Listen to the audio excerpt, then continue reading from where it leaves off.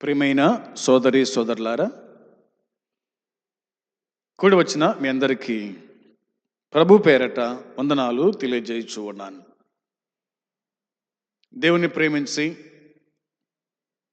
ఆయన సన్నిధికి వచ్చిన మీకు అందరికీ కూడా మరోసారి వందనాలు తెలియజేస్తూ ఉన్నాను. అందరికి వందనాలు. ఈ దినమందు దేవుని వాక్యమైన బైబిల్ నుండి మనము మరొక అంశాన్ని ధ్యానం చేద్దాం. మరణములో నుండి ఆత్మను కాపాడుట ఒక సేవకుని పని, ఒక విశ్వాసి పని. నీవు తప్పించుకున్నావు మరణం, నీవు దేవుని మార్గములో నడుస్తూ ఉన్నావు, పాపానికి దూరమైనావు, ప్రభునకు దగ్గరైనావు, ప్రభు యొక్క ప్రేమను రుచి చూస్తున్నావు, ఆయన నుండి మేలు ఆశీర్వాదం పొందుతూ ఉన్నావు. అదే కోణంలో నీ తోటి సహోదరులు, నీ తోటి సహోదరీలు ఒకవేళ కొంతకాలం ప్రభు యొద్దకు వచ్చి వారు ప్రభువునకు దూరమై ఉన్నారు. నేటి సంఘాల్లో మనం చూస్తున్నాం కదా, నేటి విశ్వాసుల మధ్య ప్రేమానురాగాలు లేకపోవటం వల్ల వారిని బట్టి కొంత దూరమైన వాళ్ళు ఉన్నారు, మనల్ని బట్టి కొంత దూరమైన వాళ్ళు ఉన్నారు. అలాంటి వారిని మనం ఏం చేయాలంటే, వారిని ప్రభు యొద్దకు మరలా నడిపించేవారుగా ఉండాలి. అలా నడిపించిన వాడు దేవుని రాజ్యములో ప్రతిఫలాన్ని తాను పొందగలుగుతాడు. నేను ఇలా చెప్తాను, క్రైస్తవ సమాజంలో మార్గం తప్పిన సహోదరుడు సహోదరి వారి యొక్క ఆత్మను మరణం నుండి, దేవునితో నిత్య ఎడబాటు నుండి తప్పించిన వాడవుతాడు. నిజమే, చాలామంది కూడక మార్గము తప్పి తిరుగుతున్నటువంటి సుక్కల వలె ఉన్నారు. మార్గములో అనుకుంటూ కూడక సులువుగా వాళ్ళు మార్గము తప్పిపోతూ ఉన్నారు. దీనిని ఎబ్రీ పత్రిక గంధకర్త అంటాడు, సులువుగా చిక్కులు పెట్టు పాపం. పాపానికి సులువుగా చిక్కిపోతున్నారు. బయట కనిపించేది ఎర్ర, దాని లోపల ఏముంటుంది? గాలం. గాలాన్ని ఎరగక చేప దానికి చిక్కిపోతూ ఉంది. దానికి కనిపించేది కేవలము ఎర్ర మాత్రమే, గాలం కనిపించదు. మనకు కనిపించేది కేవలము కదా శరీరం కనిపిస్తూ ఉంది, అందులోని పాపం కనిపించడం లేదు. మనము సులువుగా చిక్కులు పడుతున్నాము, పాపానికి లోబడుతూ ఉన్నాం. ఏమవుతుందిలే, చేస్తే ఏమవుతుందిలే, చూస్తే ఏమవుతుందిలే, మాట్లాడితే ఏమవుతుందిలే. నేను దొరుకుతాననుకుంటున్నావా? నేను ఎవరికి చిక్కాను అని అనుకుంటూనే చాలామంది అపవాది చేతులు చిక్కిపోతున్నారు, పాపంలో పడిపోతున్నారు. ఇక లేవలేక, అవునా, లేవలేని స్థితిలో జారిపోయారు. దాన్ని అంటారు జిగటగల దొంగ. ఊపిలో పడినవాడు మరింత దిగిపోయినట్టుగా పైకి రాలేక అలాగనే కొట్టుమిట్టాడుతూ చనిపోయి నరకానికి వెళ్ళేవారు ఉన్నారు. ప్రియ విశ్వాసి, తమ్ముడు, చెల్లి, దేవుని దాసుడా, దేవుని వాక్యం చెబుతూ ఉంది, అలాంటి వారిని మనం దేవుని యొద్దకు నడిపించేవారుగా ఉండాలి. దేవునితో మరలా కలిపేవారుగా ఉండాలి. 2-3 వచనాలు జ్ఞాపకం చేస్తాను, జాగ్రత్తగా మనం విందాం. రోమా పత్రికలో రాయబడిన మాట మనకు తెలిసిన వాక్య భాగమే. రోమా పత్రిక 3వ అధ్యాయము 23వ వచనం. 3:23లో ఏ భేదము లేదు, అందరూ పాపము చేసి దేవుడు అనుగ్రహించు మహిమను పొందలేకపోవచ్చు ఉన్నాడు. ఏ భేదము లేదు, కుల భేదము లేదు, మత భేదము లేదు, జాతి భేదము లేదు, రంగు భేదము లేదు, చిన్న పెద్ద అనే భేదం లేదు. ఏ భేదము లేదు. అందరూ కూడా పాపం చేశారు, పాపంలో పుట్టారు, పాపంలోనే కొనసాగుతూ ఉన్నారు. దేవుని మహిమను పొందలేకపోవచ్చు ఉన్నారు. దేవుని మహిమను పొందలేకపోవటానికి కారణం ఏంటంటే పాపం. పాపం అనేది దేవుని మహిమకు దూరం చేస్తూ ఉంది, ఎడబాటు చేస్తూ ఉంది. పాపము ఒక వ్యక్తిని మరణపు అంచు వరకు తీసుకుని వెళ్తూ ఉంది. పాపము వలన వచ్చు జీతం మరణం, అంతే. మరణమును తప్పించేవాడు కేవలం యేసుక్రీస్తు తప్ప మరెవరు లేరు. తప్పించువాడు ఆయనే, విడిపించువాడు ఆయనే, బోధించువాడు ఆయనే. కాబట్టి దేవుని మహిమకు దూరం అవుతున్నావు అంటే ఇక నువ్వు లోకంలోనికే వెళ్ళిపోతున్నావు, పాపంలోకి వెళ్ళిపోతున్నావు, సాతాను దగ్గర అవుతున్నావు. ఇలాంటి వారిని మనం ఏం చేయాలంటే మరలా దేవుని యొద్దకు నడిపించు వారమై ఉండాలి. అక్కడ ఒక మాట రాయబడింది చూడండి, 24లో, నమ్మువారు ఆయన కృపచేతని క్రీస్తు యేసునందలి విమోచనము ద్వారా ఉచితముగా నీతిమంతులను తీర్చబడుచు ఉన్నాడు. దేవుడు నిన్ను రక్షించడానికి ఆయన తన ప్రాణమే ఇచ్చాడు. రక్షణ ఉచితం, మోక్షం ఉచితమే. మనం ఏమైనా డబ్బులు చెల్లిస్తున్నామా? కాదు కదా. ఉచితంగా ఇస్తా అంటే తీసుకోవడం లేదు. ఆయన మహిమ నుండి మనం వేరైపోతున్నాం, ఆయన నుండి మనం దూరం అయిపోతున్నాం. దానికి కారణం ఏంటంటే పాపం. పాపం చెయ్యకు పాపము స్నేహితుడా అని కీర్తన ఉంది. పాపం చేయొద్దు, పాపానికి లోబడద్దు, పాపము వెంట పరిగెత్తొద్దు. అది నేను కాటు వేస్తూ ఉంది, అది నేను చంపుతూ ఉంది, నిన్ను పిండి పిప్పి చేస్తూ ఉంది. జాగ్రత్త అని దేవుని వాక్యం చెప్తూ ఉంది. నేను మీకు మరొక వచనం చెప్తాను చూడండి. గలతీ పత్రిక 6వ అధ్యాయము 8వ వచనం. గలతీ పత్రిక 6వ అధ్యాయము 8వ వచనం.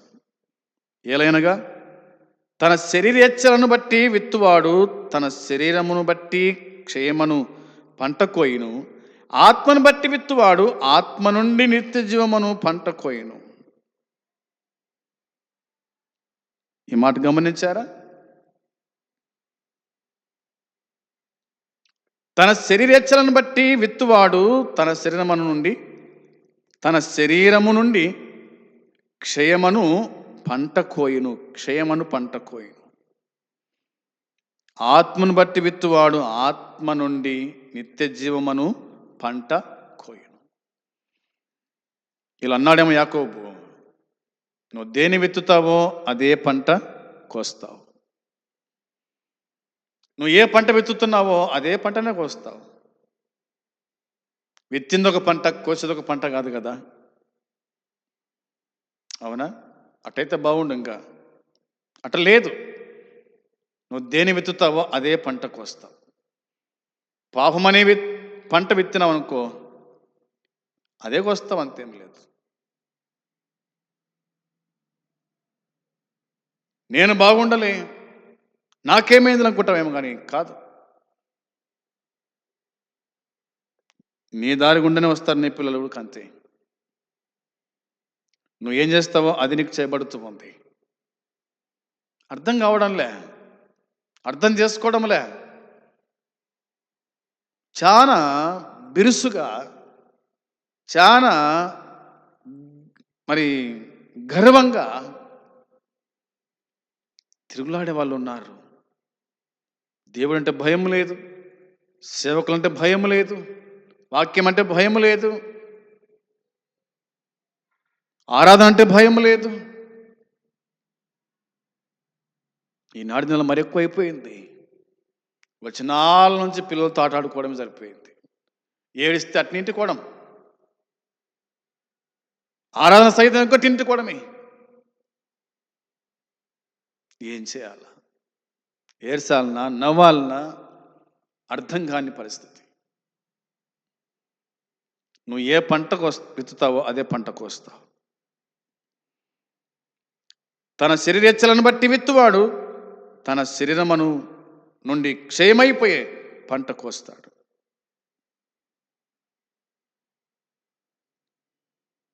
దేవుని వాక్యం చెబుతుంది. మనం ఏం చేయలేము ఇంకా జాగ్రత్తగా ఉండకపోతే. ఇలా ఒక వాక్యం చూడండి, నేను జ్ఞాపకం చేస్తే మీకోసం. యోబు గ్రంథం 4:8 యోబు గ్రంథం 4వ అధ్యాయము 8వ వచనాన్ని నేను మీకోసమై చదువుతున్నాను. చూడండి, జాగ్రత్తగా ఆలకించండి. 4:8 నేను చూచినంత వరకు అక్రమమును దున్ని కీడును విత్తువారు దానిని కొయ్యుదురు. అర్థమైందా? నేను చూచినంత వరకు అన్నాడు యోబు. అక్రమమును దున్ని కీడును విత్తువాడు దానినే కొయ్యును.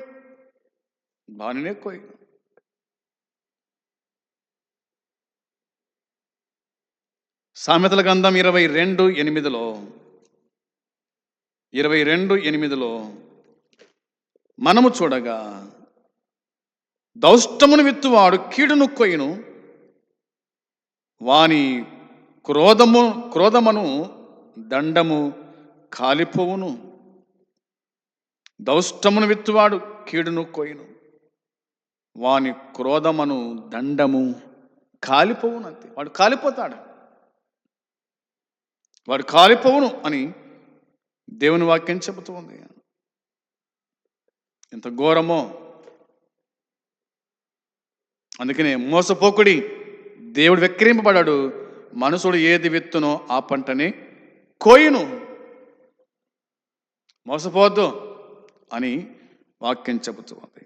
ఇక చివరి ఓ మాట చూడండి, ప్రకటన గ్రంథము 20వ అధ్యాయము 14వ వచనం. ప్రకటన గ్రంథం 20వ అధ్యాయం 14వ వచనములో, మరణమును మృతుల లోకమును అగ్నిగుండములో పడవేయబడిను. ఈ అగ్నిగుండము రెండవ మరణం. ఎవని పేరైనను జీవ గ్రంథమందు వ్రాయబడినట్లు కనబడని ఎడల వాడు అగ్నిగుండములో పడవేయబడును. దేవుని వాక్యం చెబుతున్న మాట గమనించే వారుగా ఉండాలి. మరణమును మృతుల లోకమును అగ్నిగుండములో పడవేయబడెను. మరణము, మృతుల లోకం అగ్నిగుండంలో పడవేయబడిందట. ఈ అగ్నిగుండము రెండవ మరణం.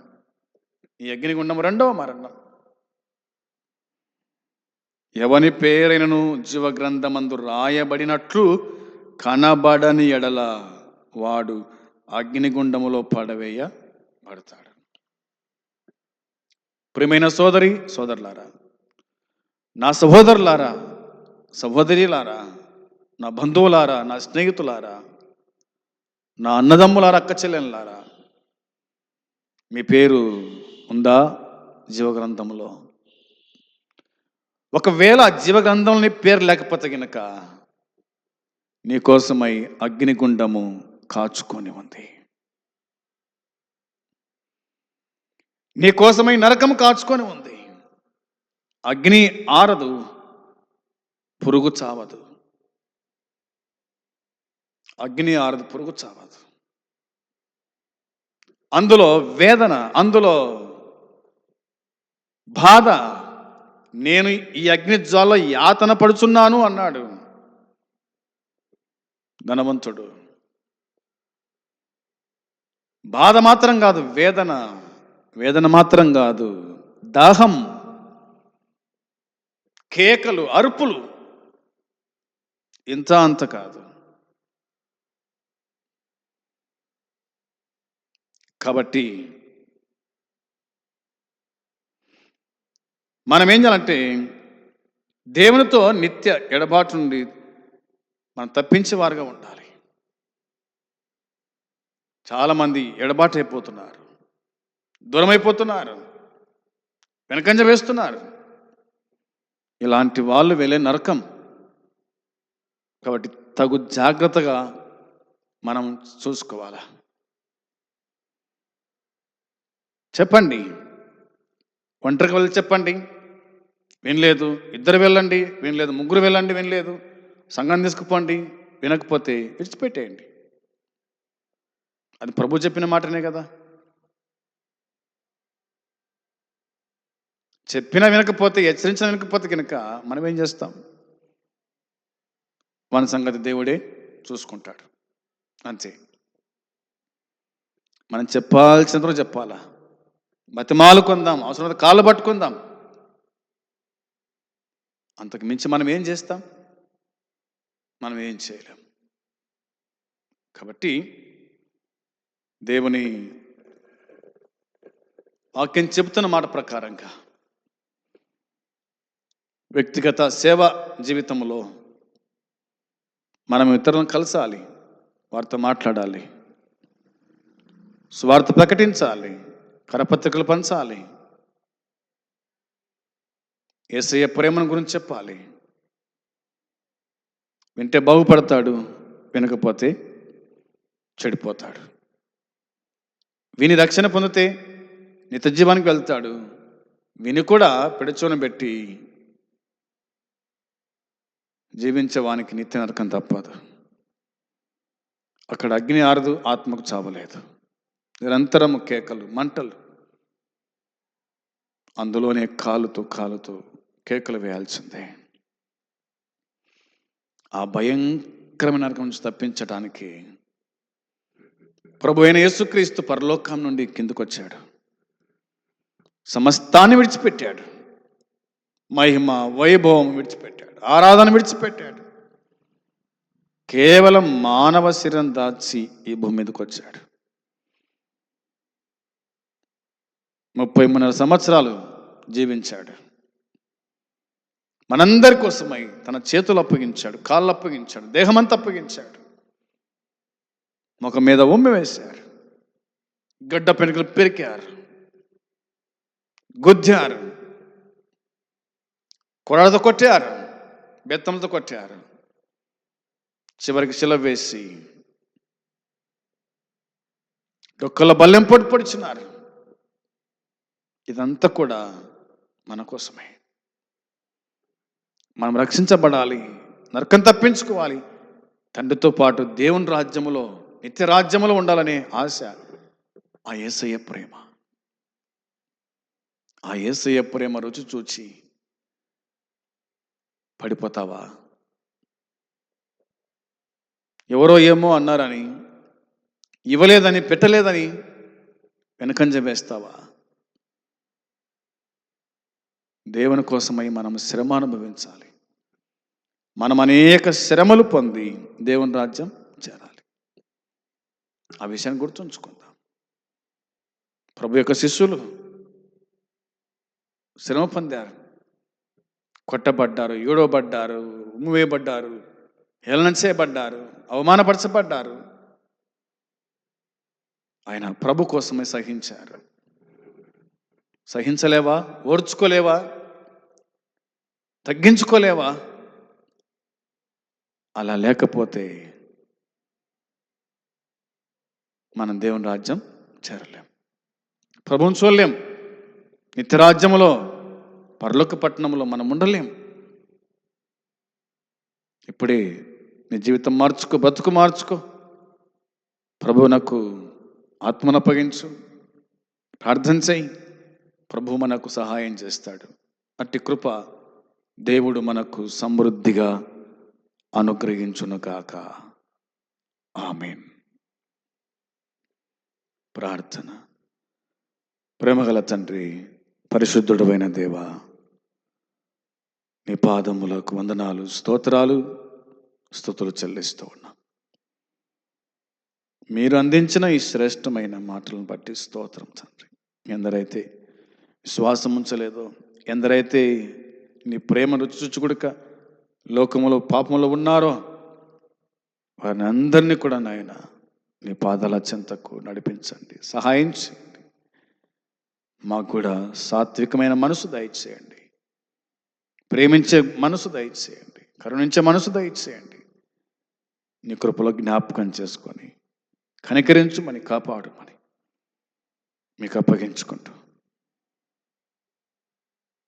వాక్యం విన్న వారిని అందరూ దీవించి ఆశీర్వదించి బలపరచుమని మా ప్రభు అయిన యేసుక్రీస్తు నామములో అడిగి వేడుకుంటున్నాము తండ్రి.